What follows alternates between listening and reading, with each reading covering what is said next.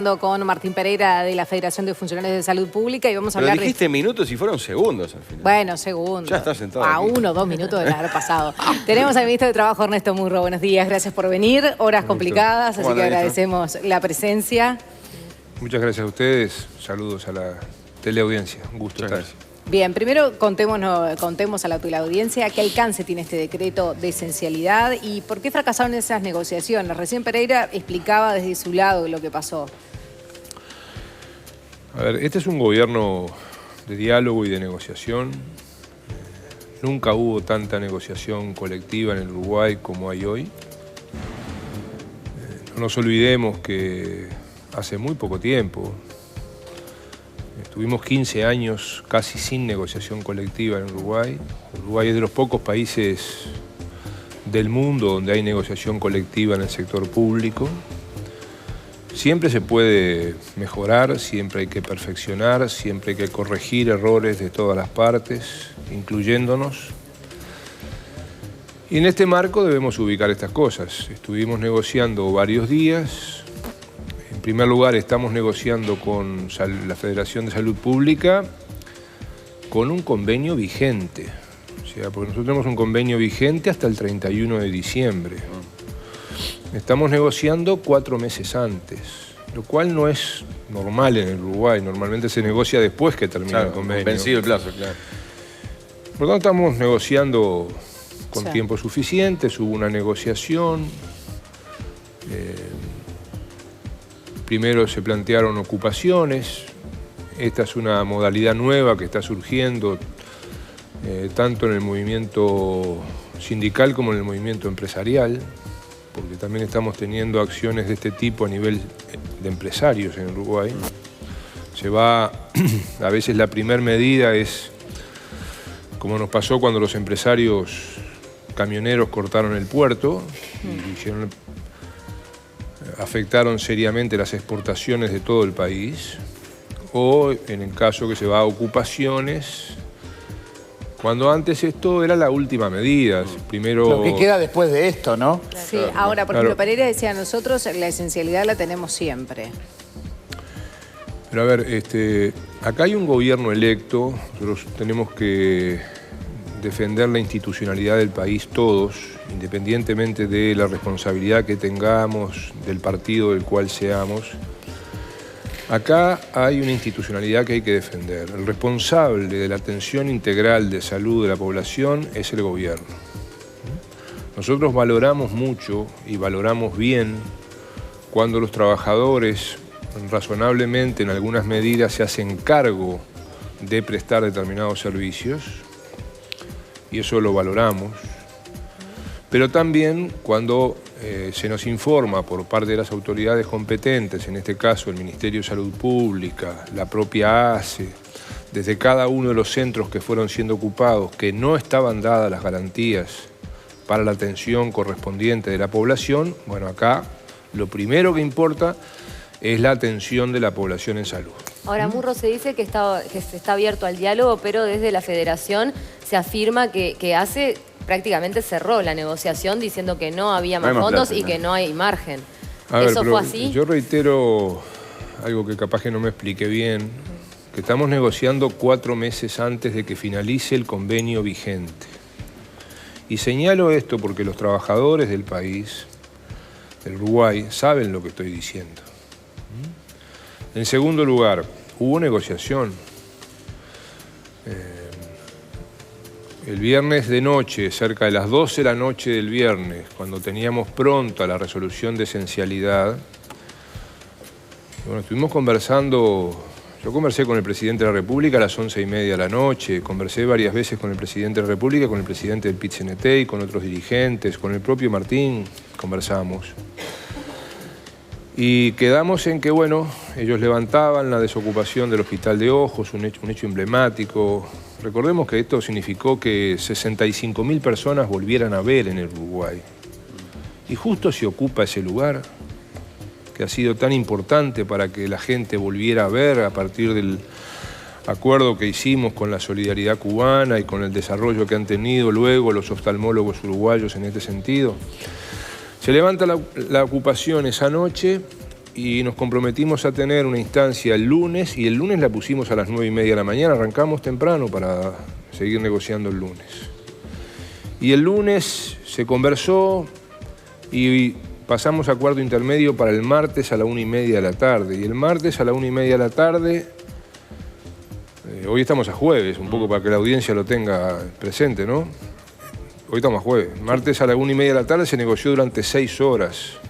Paralelamente, el Parlamento Nacional aprobó esa partida de 62 millones de pesos, que además la aprobó sin condicionamiento. Nosotros pretendíamos que esos 62 millones de pesos incluso se condicionaran a que hubiera convenio. Parecida a la discusión que tuvimos en la rendición de cuentas anterior en relación a la educación. Pero el Parlamento la aprobó sin condicionamiento. Ya. Van 62 millones de pesos para los trabajadores de salud pública. Y ese es un avance. En la propia negociación que se da el martes de tarde, también se avanzan otras cosas. Por ejemplo, se estuvo dispuesto a avanzar en lo que son las licencias por maternidad, se estuvo dispuesto a pensar otras cosas. Y en ese momento el Poder Ejecutivo y los representantes del PIT-CNT que participaron, y que nosotros también debemos destacar su participación, y bueno, démonos 48 horas más para seguir conversando. Y allí fue la Federación de Salud Pública, legítimamente, que dijo, no, se terminó. Nos vamos a ocupar.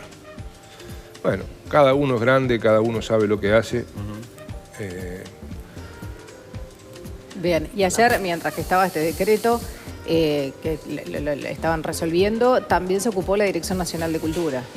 Sí, esto fue ayer de mañana. También allí hicimos los pasos correspondientes en cuanto a negociar con los trabajadores que estaban ocupando, también una ocupación, digamos, en el marco de un proceso de negociación que estaban teniendo con el Ministerio de Educación y Cultura. Fueron los negociadores del Ministerio de Trabajo,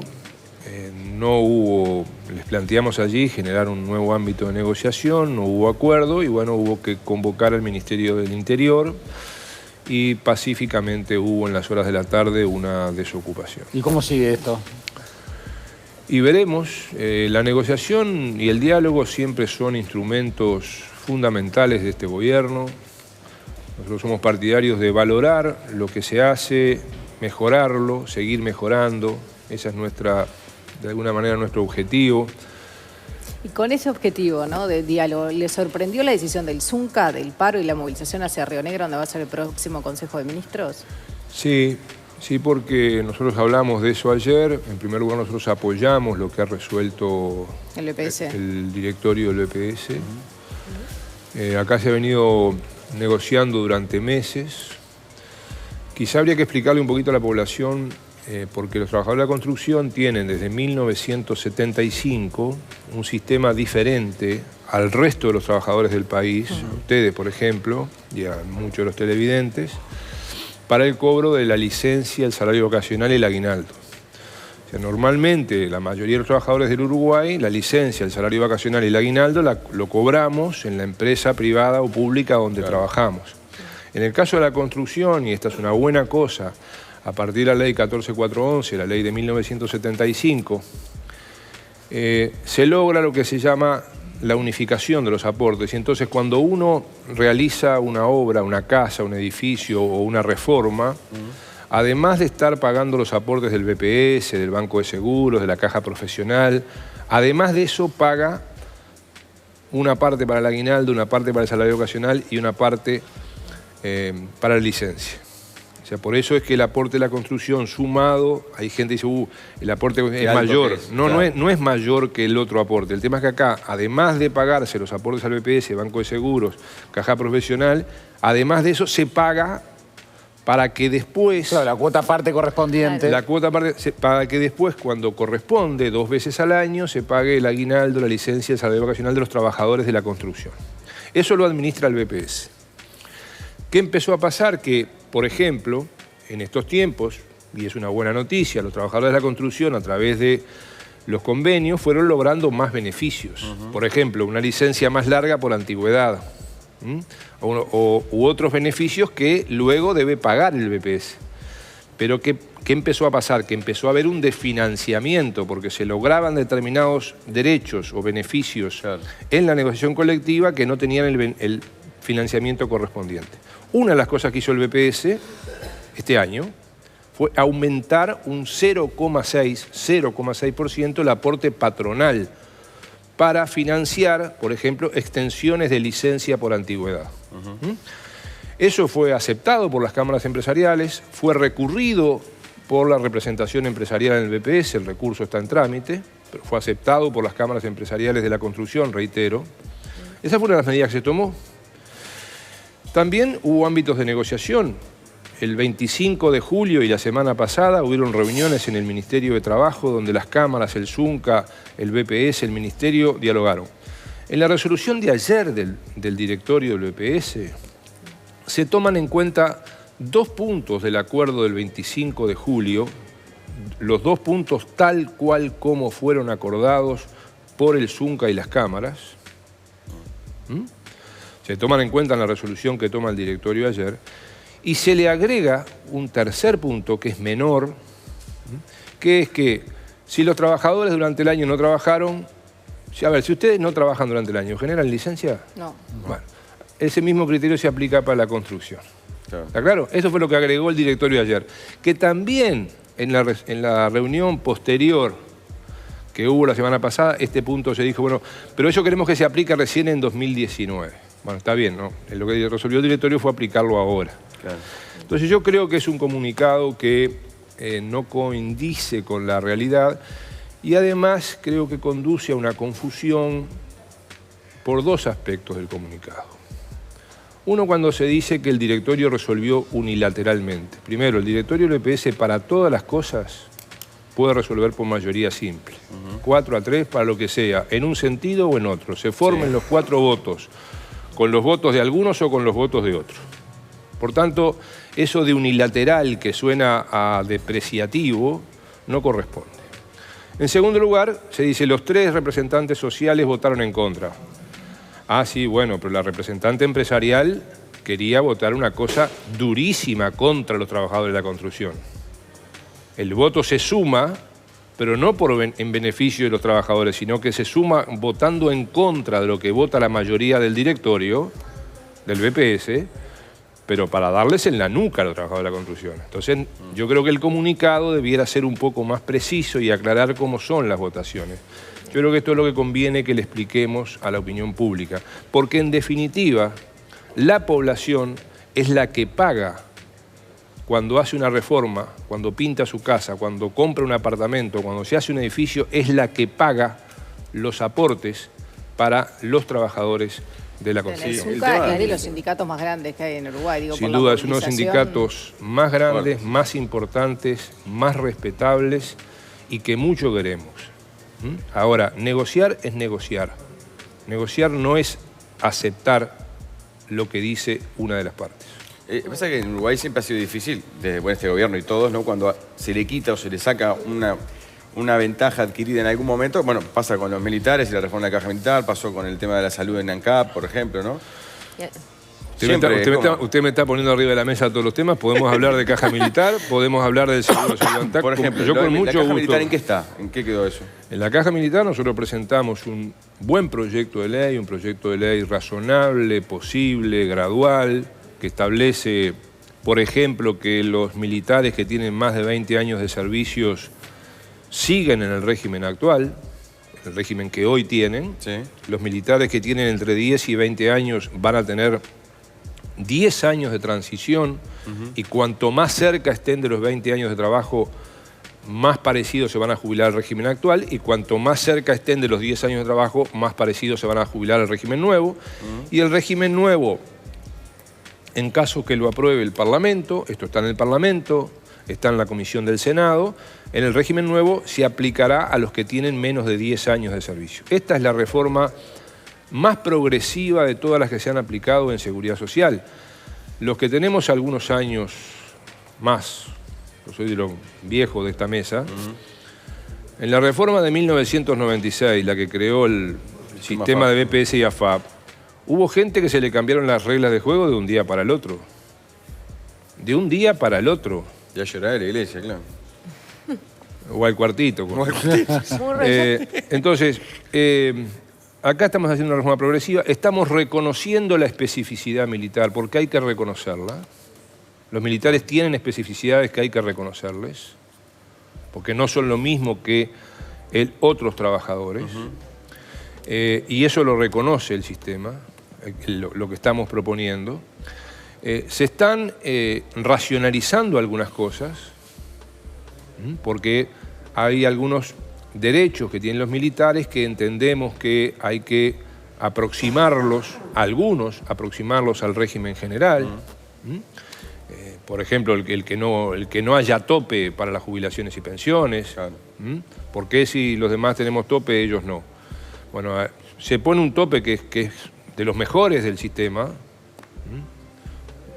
pero se rebaja lo que existe. Entonces, yo creo que es un buen proyecto, veremos qué es lo que pasa. Hay que hacerlo, yo creo que sería un fracaso de este gobierno y del Frente Amplio, y lo digo como frente amplista de toda la vida, si no logramos hacer una reforma de la caja militar. Bien. Murro, no le vamos a preguntar, porque falta mucho para las elecciones, pero es como ya se viene trabajando para eso y los posibles candidatos. Una entrevista al diario El Observador le dijo que al final de este gobierno se veía jubilado y que no tenía condiciones para tirarse como candidato. Y es lo que siento. Es lo que siento. ¿Sabes lo que yo quería hacer? Yo quería ser presidente del EPS. Después de haber sido unos cuantos años director por los trabajadores, quería ser presidente del EPS. Y lo logró. Y yo he sido un hombre de mucha suerte en mi vida. Todo lo demás, bueno, me lo ha regalado la vida y la buena gente que nos rodea, mi familia, mis hijos, los equipos que hemos logrado formar en estos años. Así que lo que queremos es tratar de hacer las cosas lo mejor posible. Y bueno, creo que se están haciendo cosas. Se logró lo de los cincuentones, yo espero que el Parlamento lo apruebe lo antes posible. Yo no sé por qué se demora el Parlamento tanto en votar esto de los cincuentones, que es una cosa buena para todo el mundo, porque primero es buena para la gente que está esperando esta solución, que 20 años después se demostró que son perjudicados. La ley que se presentó, el proyecto de ley que se presentó al Parlamento es un buen proyecto de ley, incluso amplía un poco más lo que se planteaba.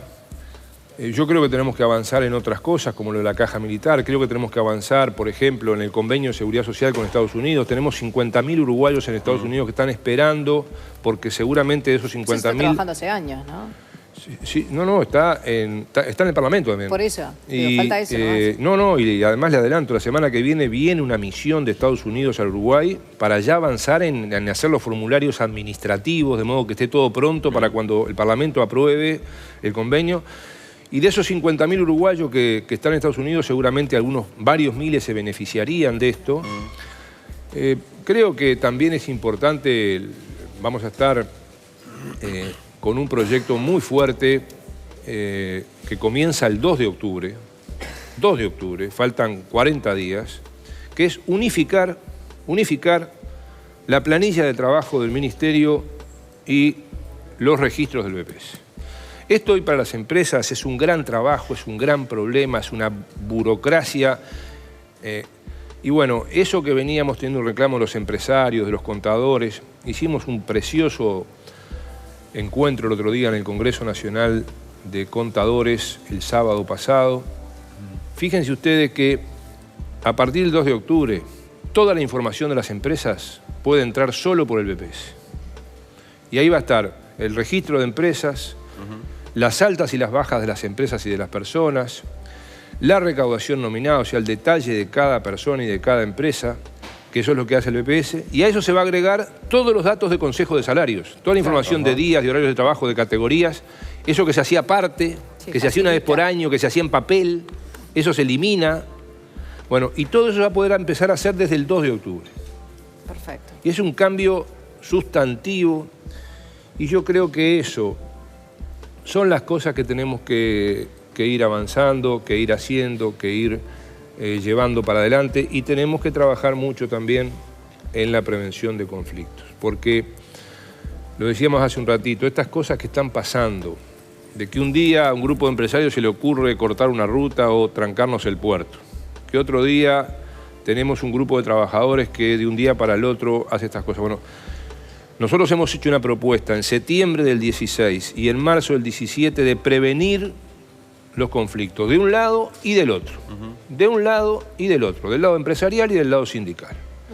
Y planteamos que prácticamente existan 5 pasos en 30 días donde previamente se deban negociar antes de adoptar medidas. Bien.